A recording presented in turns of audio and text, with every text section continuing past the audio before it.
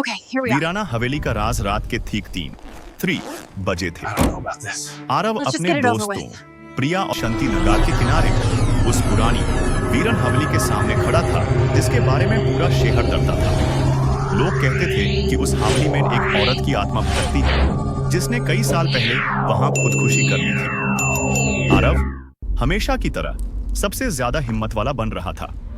देखो, उसने धीरे से कहा, ये सब बस Is someone कहानियां there? हैं। चलो अंदर चलते हैं और साबित करते हैं कि भूत वूत कुछ नहीं होते। प्रिया दार के मारे कांप रही थी। आरव प्लीज, हमें नहीं जाना चाहिए। मुझसे कोई अजीब सी ठंडक महसूस हो रही है। मनीष ने घड़ी देखी। हाँ यार, वापस चलते हैं।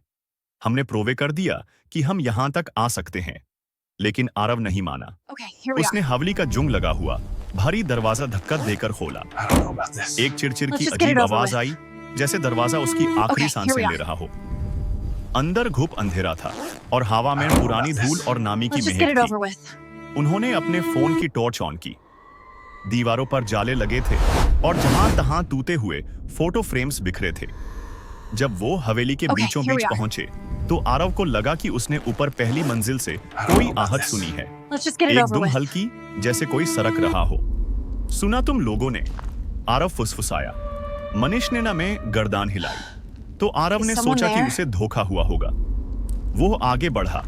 जब वो एक बड़े से कमरे के पास से गुजरे जिसमें एक पुराना पलंग Is पड़ा someone था, there? तब प्रिया ने चीख मारी।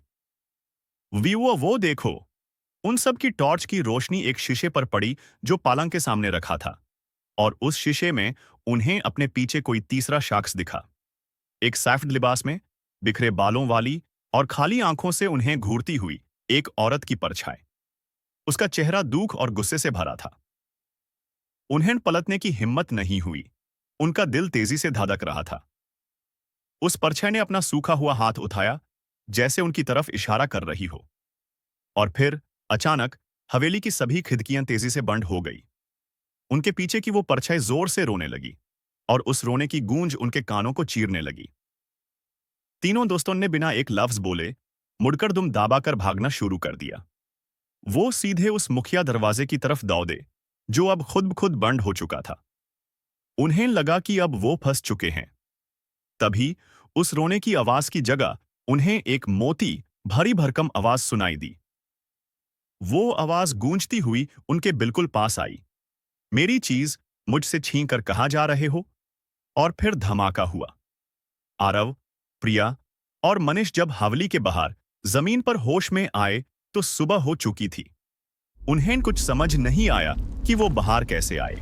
वो तीनों बुरी तरह से थाके हुए और डर से कांप रहे थे। Is someone there? जब Here वो we are. थोड़ा संभले तो आरव ने देखा कि उसकी जेब में एक छोटी सी पुरानी Let's just get it मिट्टी over की with. गुड़िया थी।